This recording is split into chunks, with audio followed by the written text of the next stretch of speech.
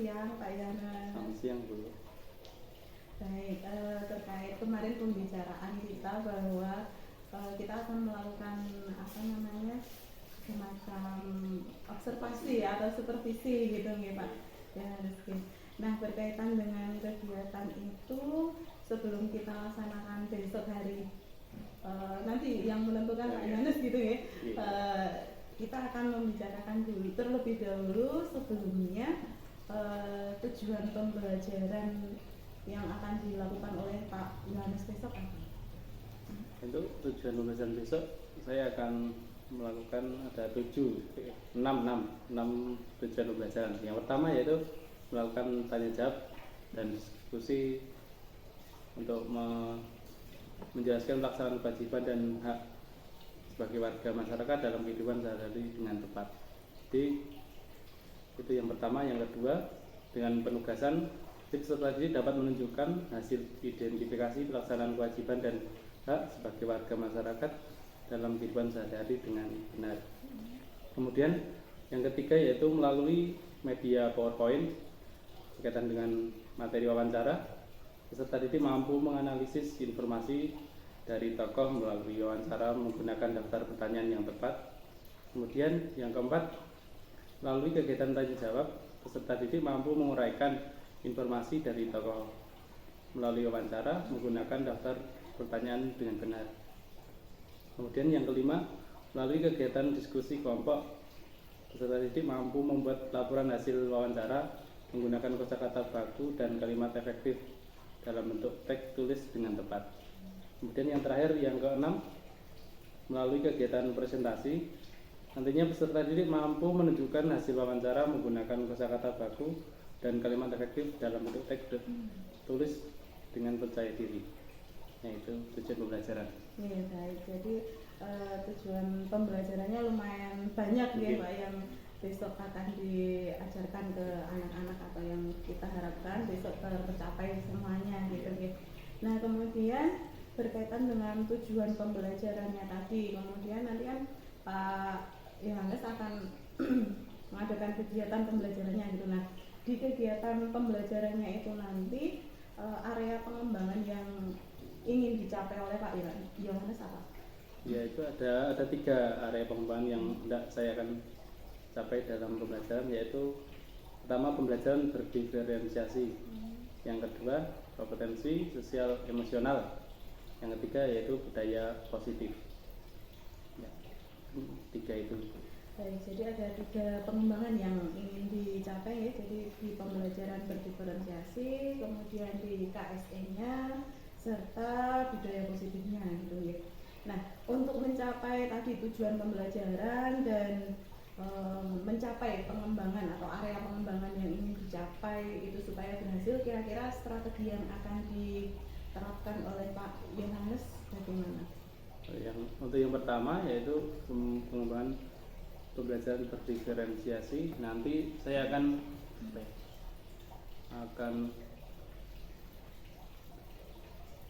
menuntun anak yang mungkin slow learner atau yang berkebutuhan khusus untuk dibimbing lebih mendalam lagi. Terus berkaitan KSE atau kompetensi sosial emosional, nanti saya akan menggunakan semacam ice breaking untuk mengembalikan fokus anak. Kemudian itu budaya positifnya yang terakhir yaitu budaya positif. Budaya positif yang akan saya laksanakan yaitu pertama untuk siswa mampu menghargai temannya, berbicara sopan santun, dan mungkin itu Bu.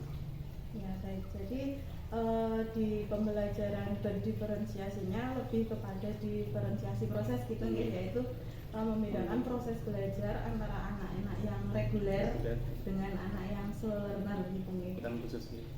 Atau yang berkebutuhan khusus. Kebetulan di kelasnya Pak Yohanes ada nggih yang berkebutuhan khusus? Ada beberapa. Ya, kemudian untuk KSE-nya lebih kepada ke pengembalian konsentrasi belajar anak-anak gitu nih Pak. akan menggunakan speaking, kemudian di budaya positifnya akan mengembangkan sikap menghargai terhadap teman yang sedang presentasi, juga bagaimana sopan santun mereka ketika berada di dalam kelas mengikuti pembelajaran gitu nih Pak. Baik, jadi itu besok yang akan saya amati gitu nih Pak nggih, di tujuan pembelajaran, area pengembangan yang ingin dicapai, serta bagaimana strategi yang akan diterapkan gitu.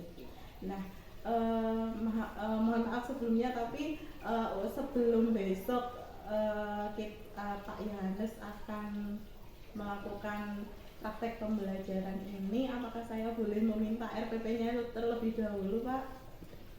Boleh Bu. Ini kebetulan sudah saya buat. Oh iya, baik. Ini RPP untuk hari apa Pak? Itu hari Jumat.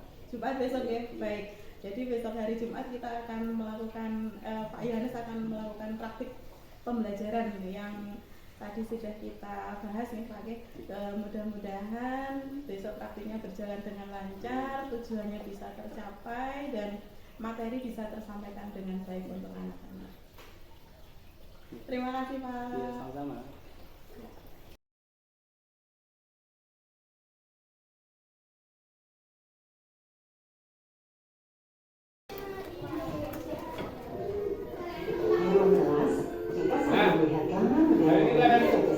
Belajar PPKN berkaitan dengan apa? Dan kewajiban terhadap lingkungan. Siapa yang di sini sudah pernah melakukan kewajibannya terhadap lingkungan? Contohnya apa? Penyiraman apa? Reboisasi. Apa itu reboisasi? Benar kembali. Kerja bakti. Siapa lagi? Kalau kita punya sampah, harus apa? Ya. Terus tidak boleh buang di mana? Di sungai. Kalau sampah kita buang sungai, apa yang terjadi? Apa? Ikannya mati, boleh. Tadi apa? Banjir, ya. Nanti kalau banjir sampah di sungai, ya kan?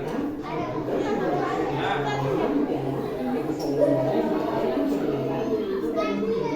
Nah, ini apa yang terjadi jika kewajiban menjaga lingkungan tidak kamu lakukan? Kira-kira? Kotor, apa lagi? Dan tercemar, apa lagi? Kira-kira akibatnya akan terjadi apa? Bencana apa? Longsor, banjir, apa lagi? Tsunami. Tsunami termasuk apa ya? Dapat dari kita tidak melakukan kewajiban kita terhadap lingkungan, ya? Ya, apa tidak? Kalau tsunami.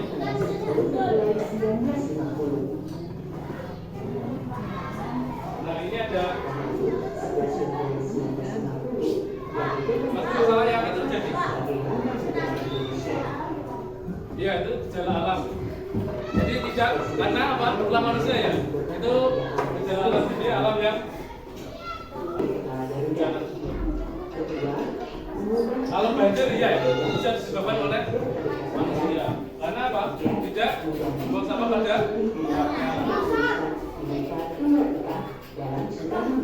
kalau longsor itu penyebabnya apa kan? Itu siapa yang manusia? Contohnya apa?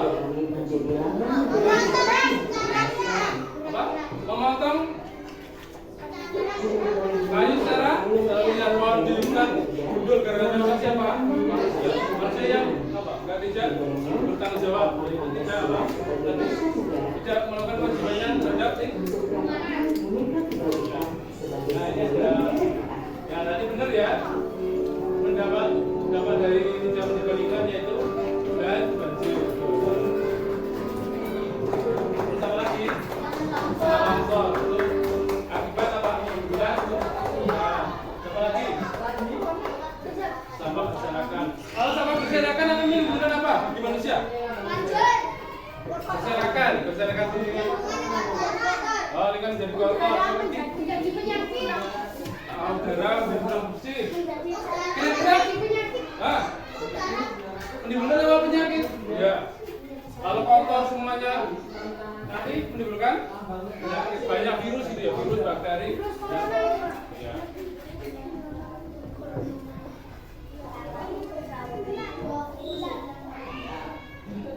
Ini ada, tadi sudah kita sebutkan kita yang kewajiban kita terhadap lingkungan. Coba dibaca Mas. Mas yang angop. Ini hasil. Artinya apa aja? Ya, itu semuanya. Nah, kita terhadap lingkungan ya. Yang keras.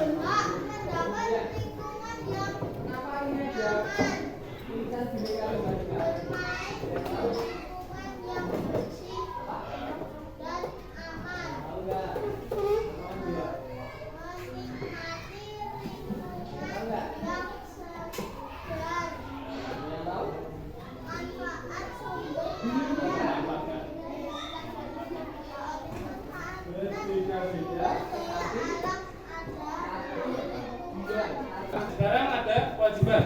Sudah dibaca. Mbak yang cewek sekarang. Mbak Lila. Yang keras.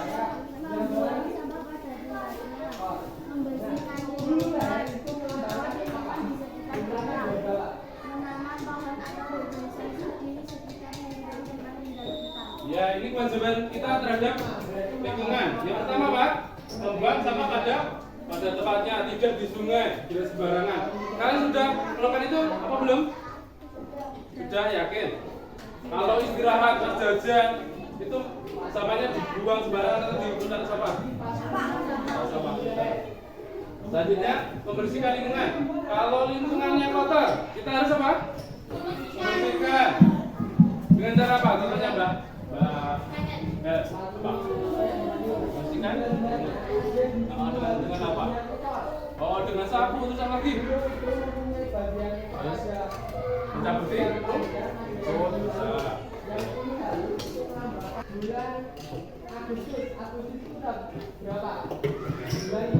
Ini pelaksanaan hak dan kewajiban harus berjalan dengan seimbang agar kehidupan dapat berjalan dengan aman, nyaman, tertib dan semua kebutuhan hidup kita dapat terpenuhi. Jadi kita harus melakukan apa? Hak dan kewajiban itu dengan apa? Seimbang. Contohnya apa? Ada yang tahu? Contohnya apa? Kalau kita ingin mendapatkan nilai yang bagus, kewajiban kita apa? Belajar yang dulu. Kira-kira kalau malas belajar dapat nilai bagus enggak? Jadi yang kalau pengen nilainya bagus harus membaca, ya.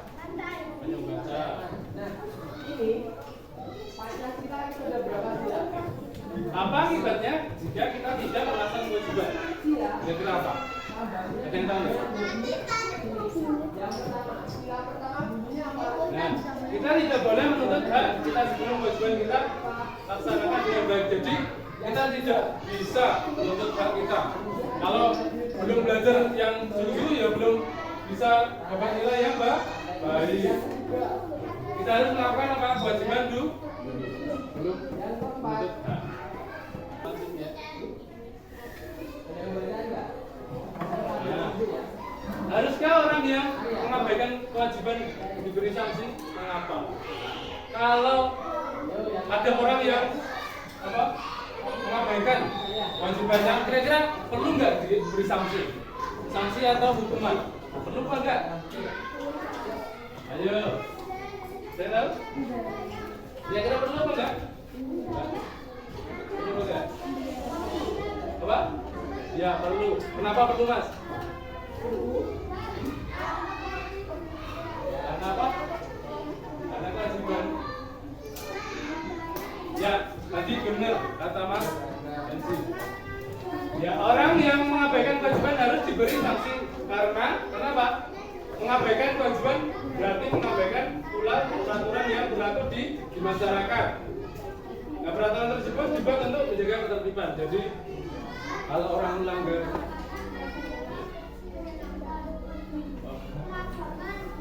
kira-kira kalau ada orang, contoh orang berkendara tidak memakai helm.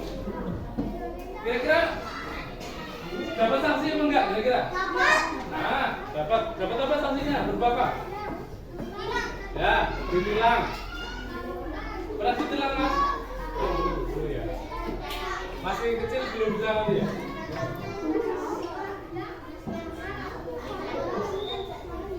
Kalau nggak ada polisi, nggak ditilang gitu. Iya. Kita kira-kira kalau, nah, sekarang Pak Guru ada soal. Indonesia itu ada dua ada pembunuhan, penjarahan, dan juga yang kalinya Ya, untuk menguji kemampuan kalian Pak Guru ada soal.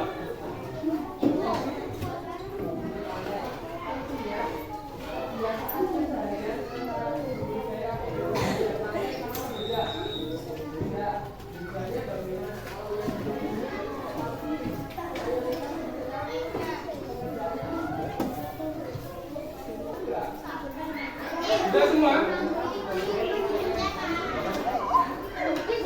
Nah, terus pilihlah jawaban yang tepat, disilang saja.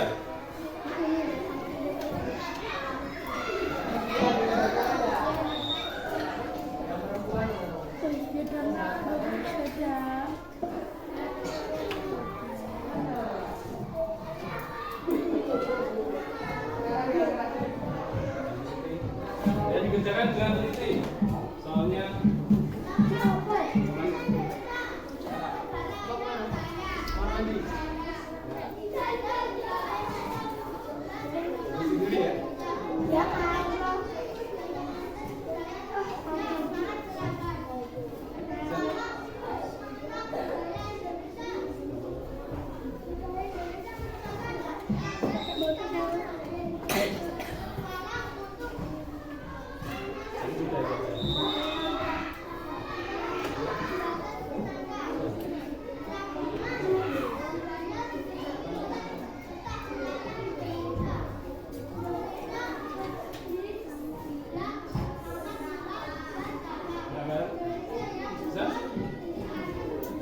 Kemarin cuma aja boleh.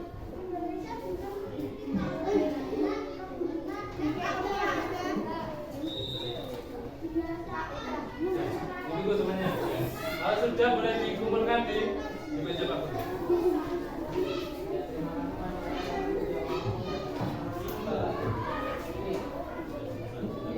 Ya, yang sudah jangan mengganggu temannya ya. Oke. Jangan lupa namanya diberi.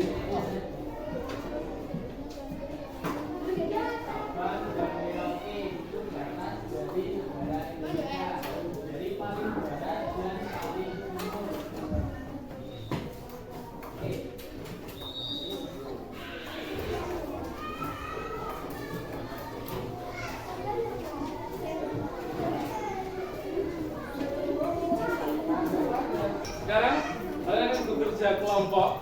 Sudah dibagi kelompoknya? Sudah ya?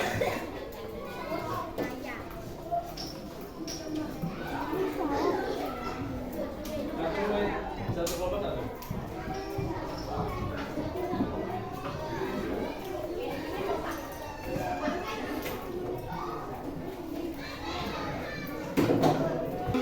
Sebelum mengerjakan perhatian dulu.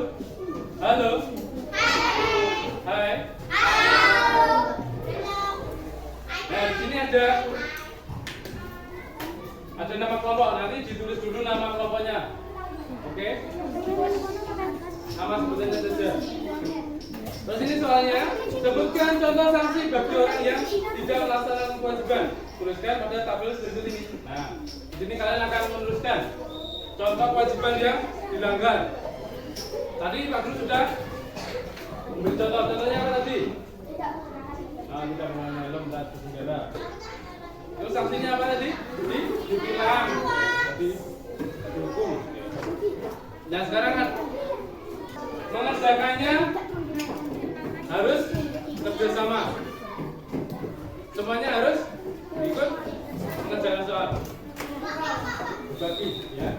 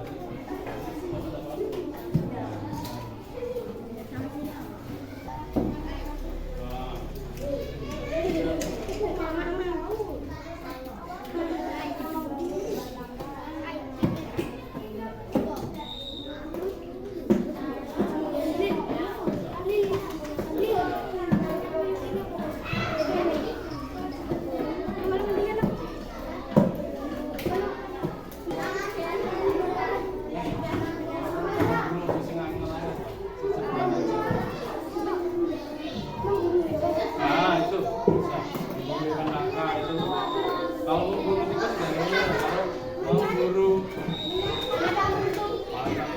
macam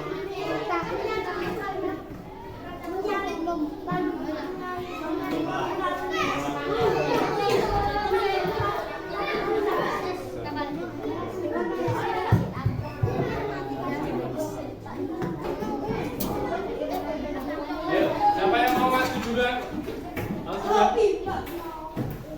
ditunjuk atau mau maju sendiri? Ditunjuk atau?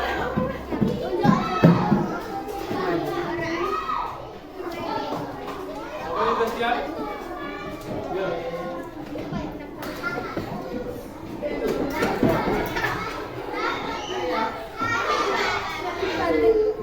Yo, yang lain perhatikan kalau ada teman kita yang berbicara di depan harus diperhatikan dulu.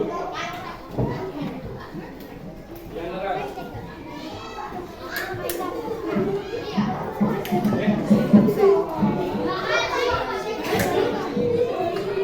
Ya, lain perhatikan.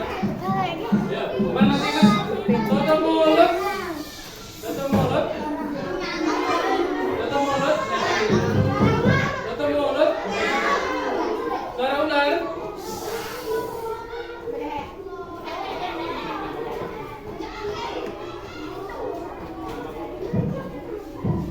Yang keras.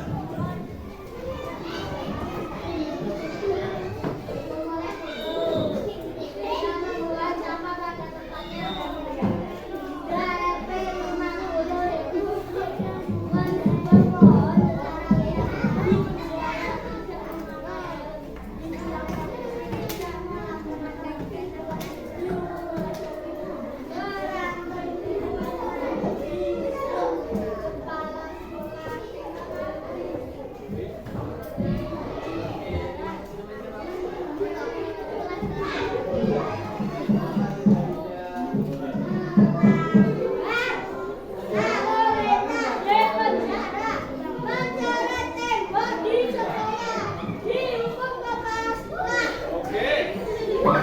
Sudah ya, kita kasih terus. Kita kasih temu apa? Kita kasih tepuk. Wow, wow masih nggak tahu ya? Ya. Kamu wow. Kasih B. Kasih O. Kasih B.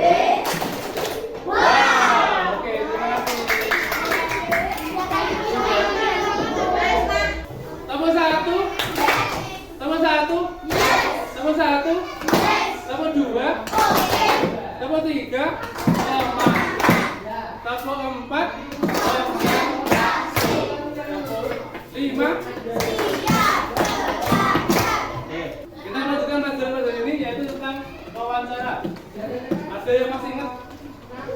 Wawancara itu maksudnya ada apa saja?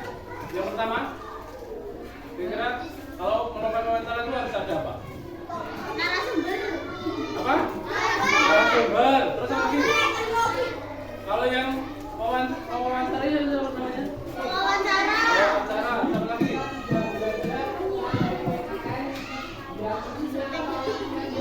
Nah, masih ingat ya wawancara? Apa itu wawancara? Kegiatan tanya jawab yang dilakukan oleh dua orang atau lebih berdasarkan sebuah informasi. Kegiatan tanya jawab yang dilakukan oleh dua orang atau lebih untuk mendapatkan sebuah informasi. Jadi, kita membuat daftar pertanyaan. Nah, pertanyaan itu ada unsurnya itu berapa? Ada? Berapa?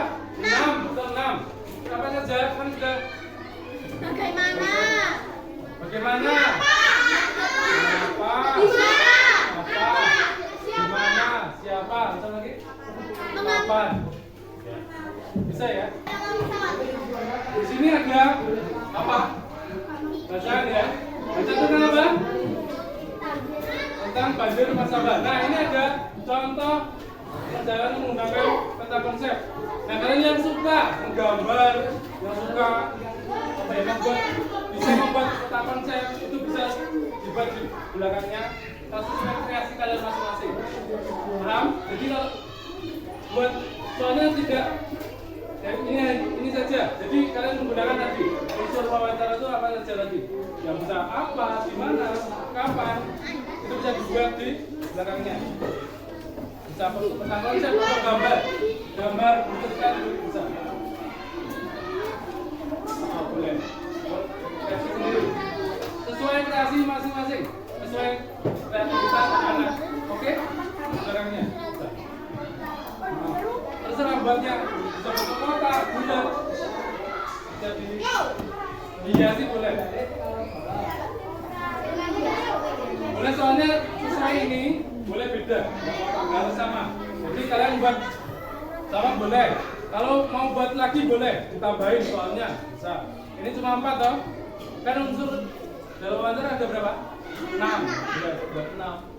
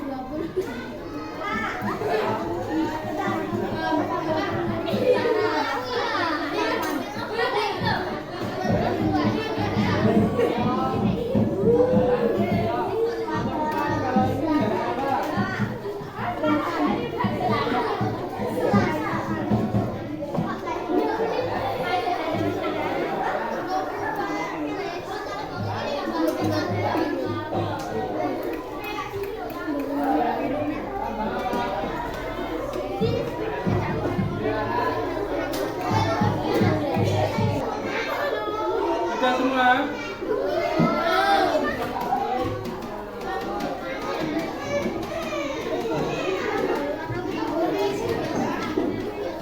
Bulan aja. Yang 3 boleh kumpul. Nanti berapa? Ya, kita.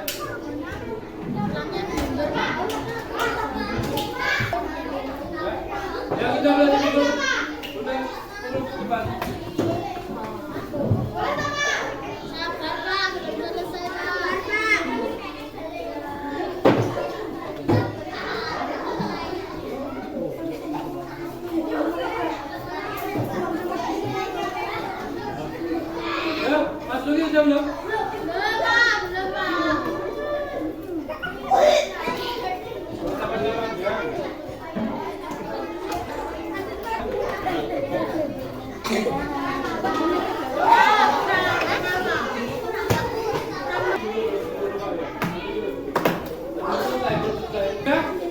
ini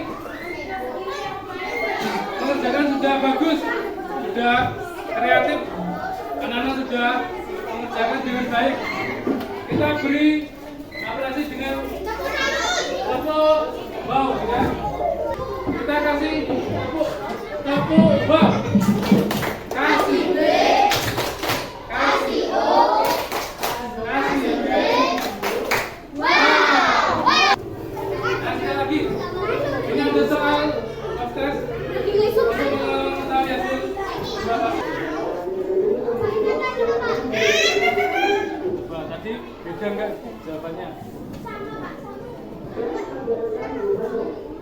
Kalau tadi memperhatikan pas Pak Guru menjelaskan mesti bisa semua. Dapat 100.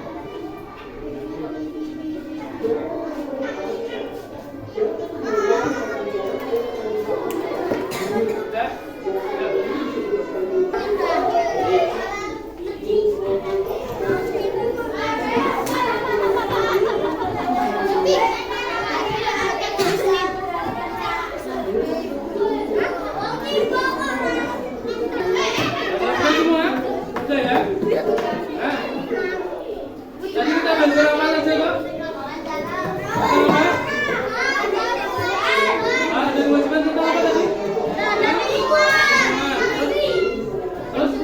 Kalau tidak menjalankan kewajiban tadi dapat apa? Sanksi.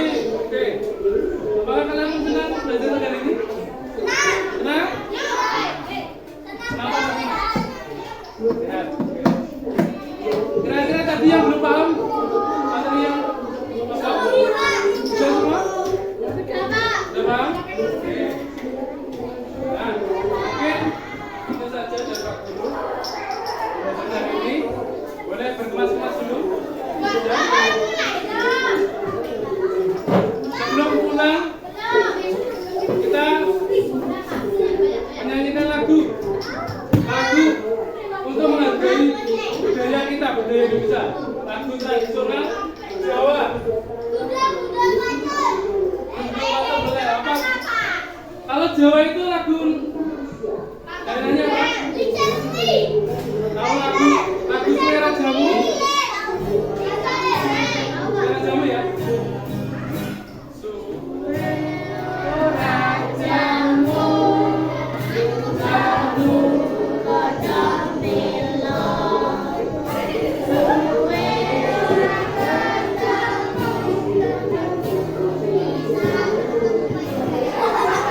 Semangat deh, bernyanyi semua.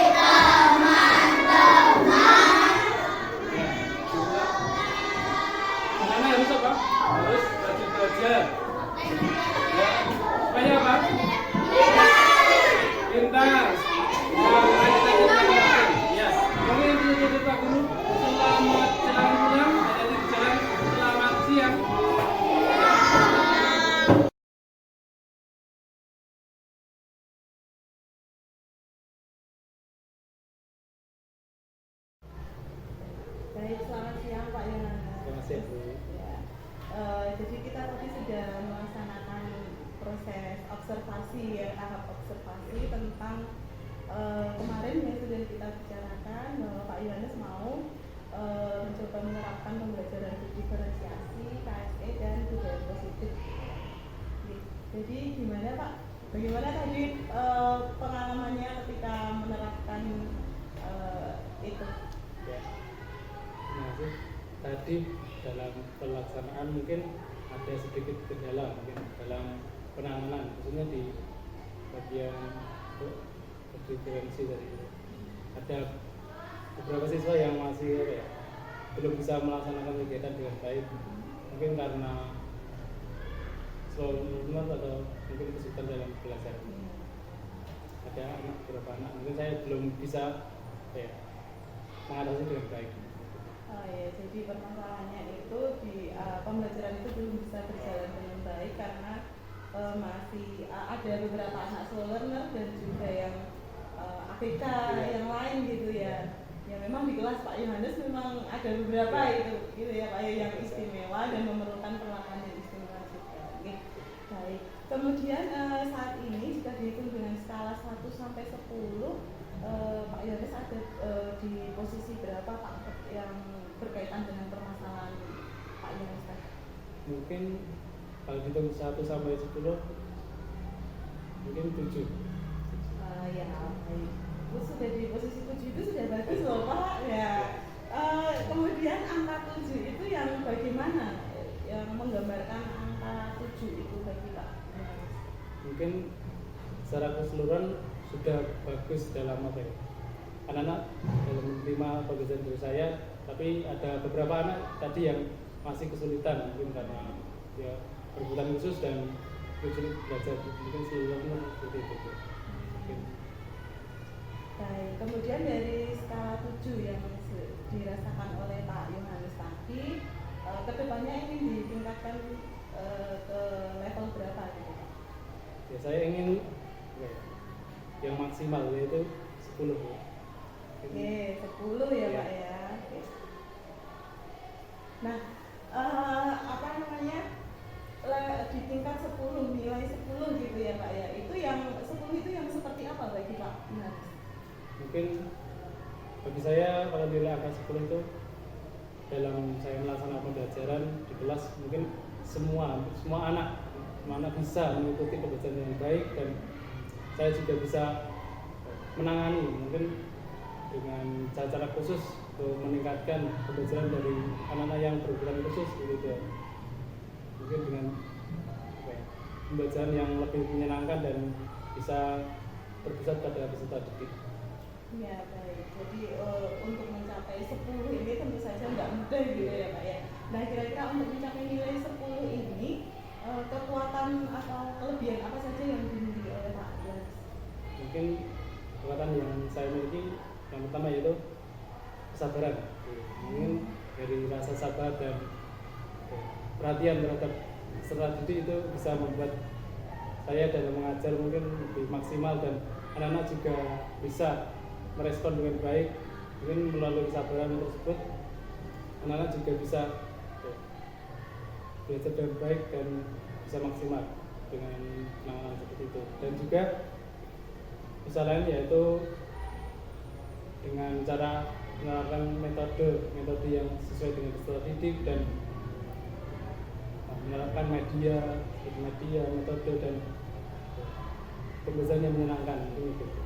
Baik, jadi untuk mencapai nilai 10 ini Pak Yohanes sudah punya model itu ya, kesabaran, tentu saja memerlukan kesabaran ekstra untuk menghadapi anak-anak yang sedang aktif-aktifnya gitu ya Pak ya.